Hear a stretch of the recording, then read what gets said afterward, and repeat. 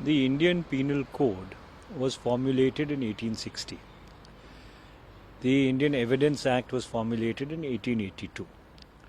The Criminal Procedure Code was formulated in 1898, amended in 1904, and then again amended in 1973.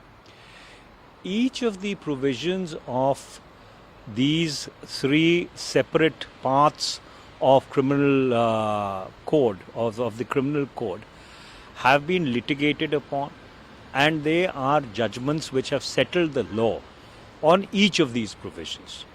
Now that the government has brought a bill, in addition to what the standing committee must do, there must be a joint committee of parliament which must be constituted, consisting of lawyers from all sides of the aisle, eminent legal minds, who need to apply themselves to each provision which stood before amendment and what the current bill proposes, and what has been the judicial interpretation on each of these provisions, because they, as I told you, have been settled over a period of time by judgments of various courts now going back almost a century, if not more.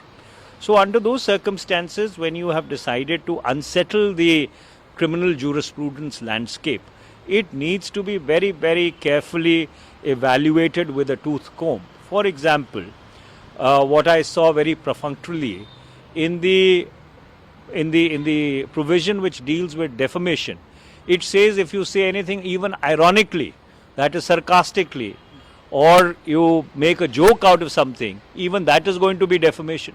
Now, when you have provisions like this obviously means that freedom of speech and expression has been tossed out of the window in this bill. That is why I am saying, and this is just one example, there are many other serious provisions of these bills which need to be looked at carefully. So, my demand would be that the Speaker of the Lok Sabha and the Vice President of India, who is the Chairperson of the Council of States, who is himself a lawyer, they must constitute a joint committee of parliament consisting of eminent legal minds from all parties in order to scrutinize each of these bills provision by provision, juxtaposed against what the provisions were in the previous bill and what are the judicial pronouncements on each of these provisions. Look, this is like saying that there is a moon which goes around the earth. This question is neither here nor there, unfortunately. This is a very, very serious issue. It involves the life and liberty of individuals, which is enshrined in Article 21, which is enshrined in Article 22 of the Constitution. So therefore, under those circumstances, each provision has to be looked at very carefully. Right? This cannot be subjected to hyperbole or rhetoric.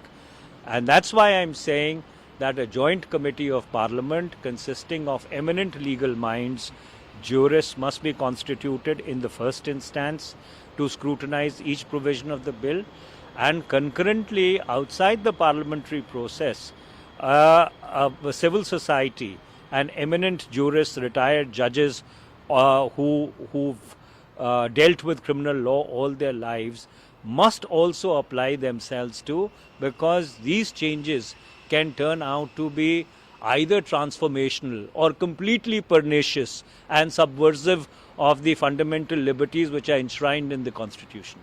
Well, India has always had a very strict policy against corruption, but previous governments have not weaponized corruption and used it as an instrument of political vendetta against their political rivals.